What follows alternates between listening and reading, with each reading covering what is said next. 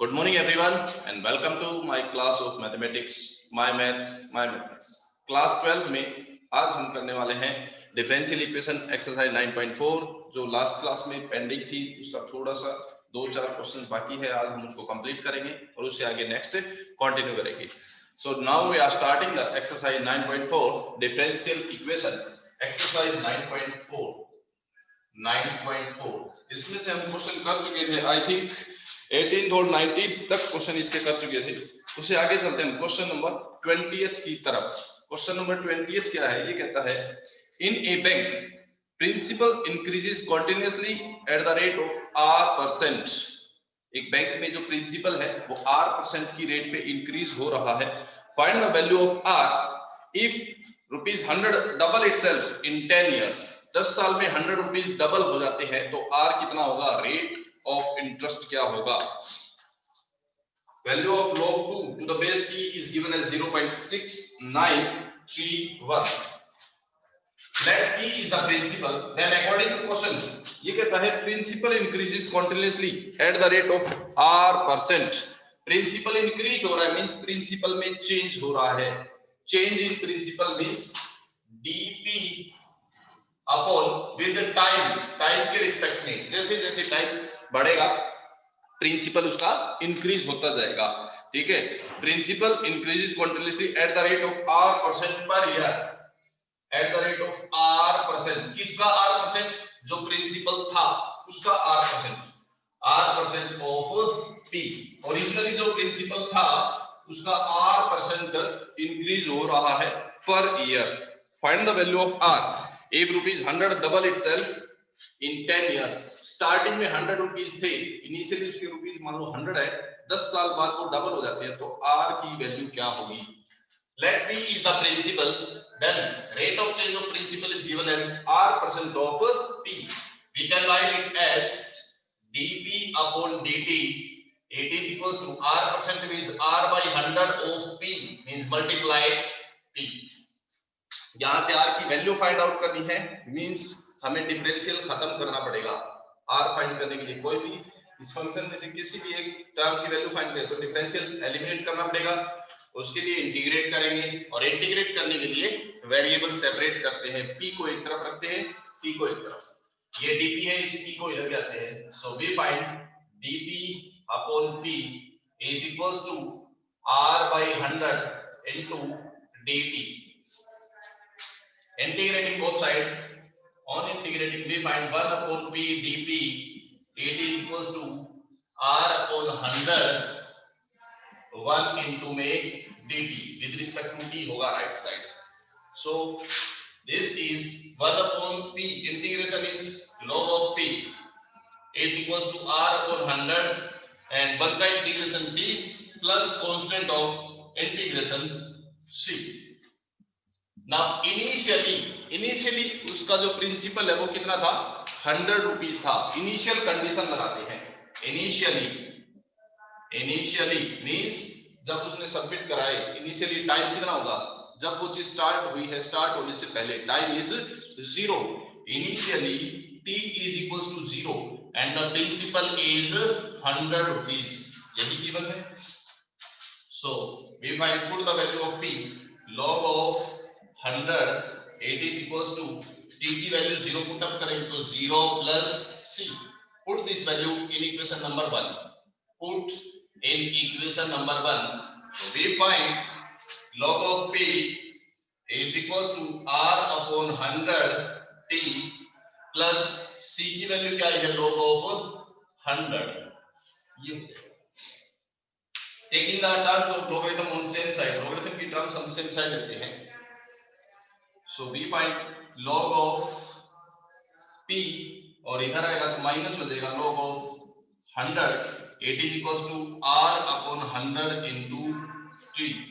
log p minus log 100, logarithm में दो term minus हो हम उसको क्या लिख सकते हैं? डिवाइड में लिख सकते हैं। so we can write then log of p upon 100, we can write it as log of p upon 100 it is equals to r t by 100। this is equation number 2। now after how much time, after 10 years given है, after 10 years the amount is double, यानी कि when t is, second condition, when t is equals to 10 years, then what is the principal? Principal is double, 100 का double क्या होगा? 200. Principal is 200. Now find the value of r की value find out करें, put up कर दो value.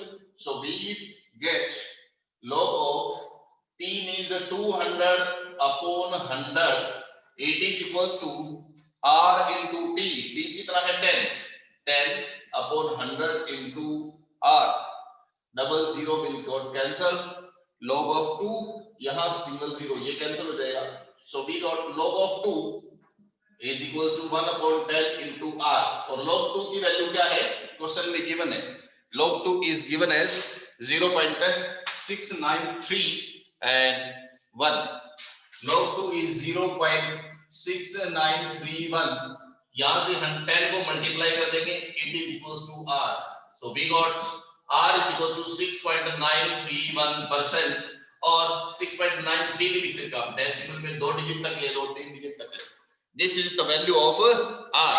So rate of interest is 6.93. ये बन जाएगी आपकी rate of interest is 6.93. Okay, so this is the question number 20th, exercise 6.9.4 में से क्वेश्चन नंबर 20th है ये. ठीक है, इसमें आई थिंक कोई डाउट नहीं होगा, बिल्कुल इजी ऐसा क्वेश्चन है. इसके बाद हम इससे आगे चलते हैं नेक्स्ट क्वेश्चन की तरफ. Question number 21. क्वेश्चन 25 क्या कहता है? 21 क्या कहता है? In bank principal increases continuously at the rate of 5% per year. Principal जो है वो 5% की रेट से इंक्रीज हो रहा है. पिछले क्वेश्चन में रेट ऑफ इंटरेस्ट कितनी थी? 8% थी. This time rate of interest is given as 5%. An amount of ₹1000 is deposited in the bank. पिछले में 100 रुपीज थे स्टार्टिंग, अब 1000 रुपीज है. How much will it worth after 10 years? 10 years के बाद टोटल अमाउंट कितनी होगी? मींस सेकंड पी फाइंड करना है. ठीक है, आफ्टर 10 years फाइंड करना. बिल्कुल सेम उसी तरह से पिछले में सेकंड पी गिवन था, डबल था, यानी कि 200 था. आर फाइंड करना था, इसमें आर गिवन है, पी फाइंड करना है. पैटर्न सारा का सारा सेम वही रहेगा. ठीक है, let P is the principal, let P be principal and T be time. मान लिया इसका प्रिंसिपल कितना है? टी, और टाइम कितना है? T. Then given that principal increases at the rate of 5%. Principal increase हो रहा है, means principal is changing dP upon dT at the rate of 5% of the principal. Principal जो भी है उसका 5% वो इंक्रीज हो जाएगा.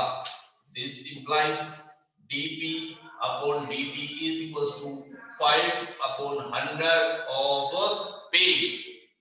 Similarly, like as the last question, p को यहाँ डिनोमिनेटर में ले आते हैं हम, और t को उधर ले जाएंगे. 5 upon 100 कैंसिल होगा, 1 upon 20 t.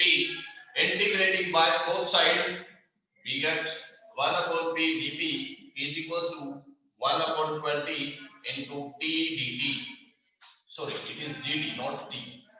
So 1 dt. Now integrate करेंगे तो क्या हो जाएगा? 1 upon p, integration is log of p, 1 upon 20, 1 का integration t plus constant of integration. Now put the both the condition, initial condition and then the second condition. Initially, what is the initial condition? Initially principal is 1000 rupees, यही है ना. और initial condition में time 0 होगा, क्योंकि अभी तक कोई भी टाइम हुआ ही नहीं है. जब उसने अमाउंट उसमें डिपॉजिट की है तब टाइम 0 था. So we find log of 1000 is equals to t is 0 plus constant of integration. Put this value back in equation number 1.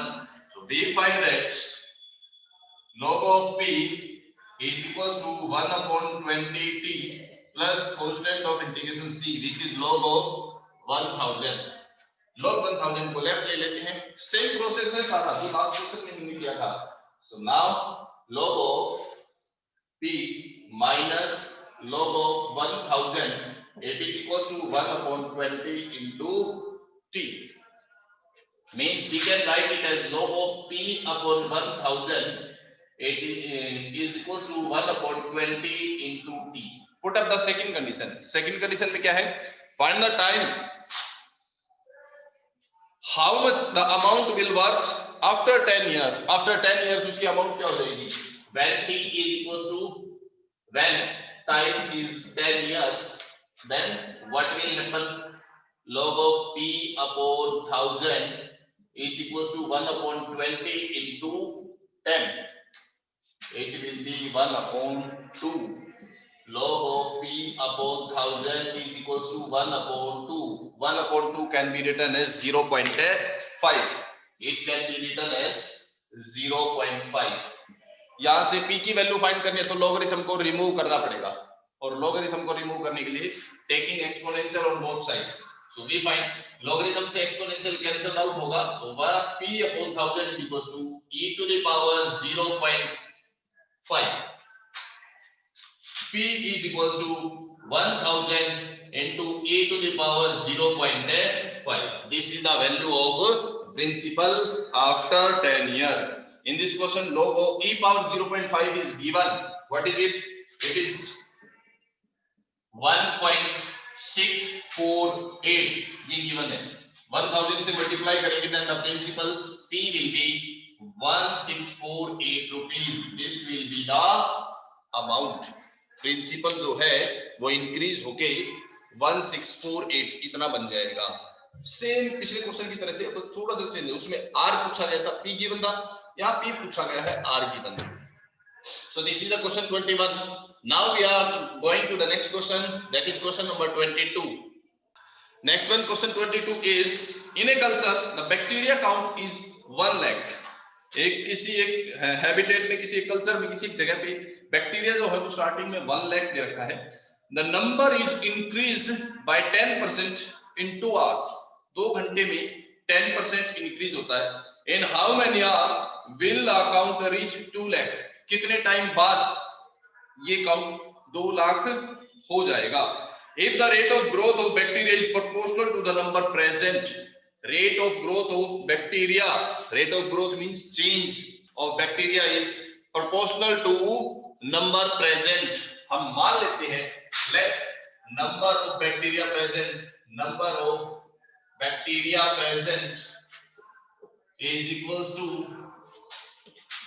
p ही मान लिया हमने. अभी तक क्वेश्चन में p से डिनोट कर रहे हैं, p डिनोट कर लो, कुछ भी x से डिनोट कर सकते हो एज योर विश. आप अपनी चॉइस के हिसाब से x डिनोट कर लो, p डिनोट कर लो. Let us denote it with p. Now given that number of bacteria is proportional to the number present. Growth of bacteria proportional है. Growth of bacteria means dp upon dt. Time के respect में bacteria की जो presence है, presence of bacteria p is increasing, which is proportional to the amount present. जितने present है उसके proportional है. इक्वल नहीं है इस बार, प्रोपोर्शनल गिवन है, ध्यान रखना. और साइन ऑफ प्रोपोर्शनलिटी को इक्वलिटी में चेंज करने के लिए हमें एक कांस्टेंट यूज करना होता है. Let us take this constant as k. अब यहां से वेरिएबल्स को सेपरेट कर लेते हैं. So we find dp upon p is equals to k into dt. Integrating both side, on integrate करेंगे तो क्या होगा? 1 upon p dp. It is equals to k constant will remain outside, 1 of dt. So integration is log of p equals to k into 1. 1 का integration होगा t plus constant of integration. Let this is equation number 1. अब यहां से हमें इसमें दो variable, दो arbitrary constant k और c, कांस्टेंट्स को दोनों को रिमूव करना है, दोनों को खत्म करना है. वो कैसे? दो कंडीशन गिवन है इसमें. ये कहता है इसका जो बैक्टीरिया है वो 10% इंक्रीज होता है इन 2 आवर्स. 2 घंटे में 10% इंक्रीज हुआ है. Bacteria count is 1 lakh. इसमें कितना है? 1 लाख बैक्टीरिया है. ओके, क्या है हमारे पास? log of p is equals to kp plus c. दो कांस्टेंट है k और c, दोनों की वैल्यू फाइंड आउट करनी है. वो करने के लिए क्या करते हैं? मान लेते हैं लेट इनिशियली स्टार्टिंग में बैक्टीरिया काउंट कितना है? when t is equals to 0, t is equals to 0, then number of bacteria present, number of bacteria is equals to p not मान लेते हैं. p नॉट क्यों माना? p नॉट क्यों मानेंगे? p इसने किसी एक टाइम पे कहा है, ओरिजिनली जो स्टार्टिंग में है वो नहीं है. इसने कहा है कि 1 लाख कहीं पे बैक्टीरिया है, 2 घंटे बाद 10% इंक्रीज हुआ है. बिल्कुल इनिशियली मान लिया इसका जो बैक्टीरिया प्रेजेंट है वो पी नॉट है, उसको जीरो नहीं ले सकते. इनिशियली बैक्टीरिया को जीरो नहीं लेते, क्योंकि अगर जीरो थे तो फिर आएंगे कहां से, है ना. तो initially let us suppose when time t is 0, then bacteria count is p naught. Then put this value, put this in equation number 1, put in 1. So log of p naught, initially number of bacteria count is p naught and time is 0, k into 0 is 0 plus c. ये value इसमें जब हम use करेंगे तो क्या हो जाएगा? put this in equation number 1. so we find log of p, जब ये वैल्यू इसमें यूज करेंगे तो क्या होगा? log of p is equals to k into t, kt plus c. c की वैल्यू कितनी है? log of p naught, log of p naught. Logarithm की दोनों टर्म हम एक साइड कलेक्ट कर लेते हैं. तो we got log of p minus log of p naught, it is equals to k into t. Log में दो टर्म माइनस है तो क्या कर सकते हैं? इनको हम डिवाइड लिख सकते हैं. we can write that log of p divided by p naught, p divided by p naught, it is equals to k into t. अब इसमें हम लगाते हैं दूसरी सिचुएशन. एक सिचुएशन क्या लिखी है? ये कहता है the number is increase 10% in 2 hours. यानी कि जब टाइम 2 है, टाइम 2 आवर्स है, तो बैक्टीरिया कितना इंक्रीज होता है? 10%.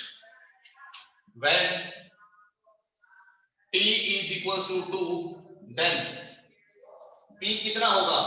10% इंक्रीज होगा. ओरिजिनली p नॉट था, p नॉट का 10% इंक्रीज हो जाएगा. p इक्वल टू कितना बन जाएगा?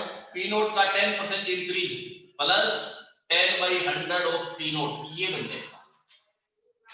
ओरिजिनली मान लिया p नॉट है, उसका 10% इंक्रीज होगा, तो p naught plus 10% of p naught means p equal to कितना हो जाएगा? 100 और 10, 110 upon 100 of p naught. We can write this as p naught को अगर डिवाइड में लेंगे तो p divided by p naught will be 11 upon 10. Means when time is 2, then p upon p naught will be 11 upon 10.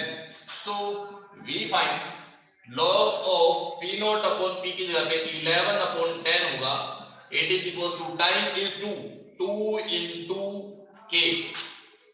So this implies value of k is equals to 1 upon 2 divide में आ जाएगा इधर log of 11 upon 10. ये हमारे पास k की value आती है और ये k की वैल्यू हम इक्वेशन नंबर 2 में पुट अप कर देते हैं. Put in equation number 2. So k और c दोनों की वैल्यू फाइंड कर ली थी हमने, दोनों चीजें आ गई हैं. अब यहां से हम t की वैल्यू फाइंड आउट करेंगे.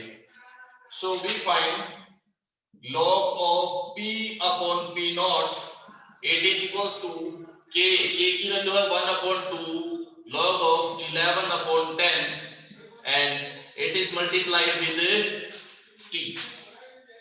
Now the second condition is given, in how many hours, time पूछा गया है. the bacteria count will be 2 lakh, mean double हो जाएगा. now second सिचुएशन क्या है? सेकेंड सिचुएशन में है टाइम पूछा गया है कितना है? Time is required and bacteria count becomes 1 lakh था 2 लाख हो जाएगा, मींस डबल हो जाएगा. Means p is equals to double of p naught in second situation this. So putting this value, अब ये वैल्यू हम यूज करेंगे तो क्या बन जाएगा हमारे पास? We got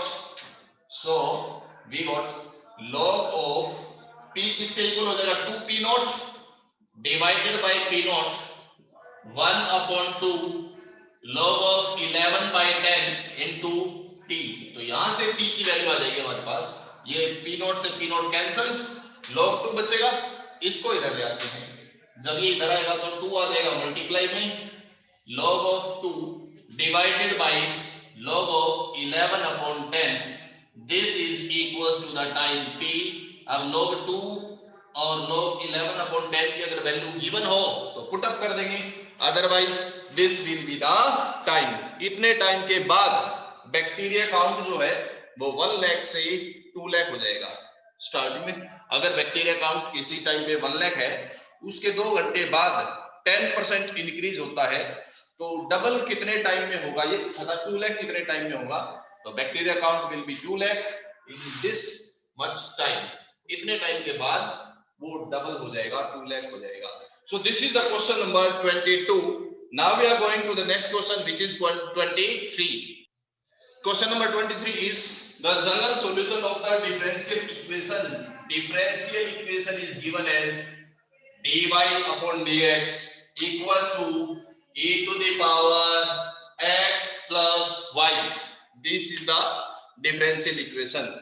And the general solution of this differential equation. What is the general solution? इसमें 4 ऑप्शन given है। जनरल सॉल्यूशन फाइंड करो।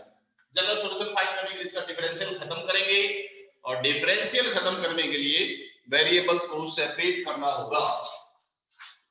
We can write this as dy upon dx equals to e to the power x multiply e to the power y।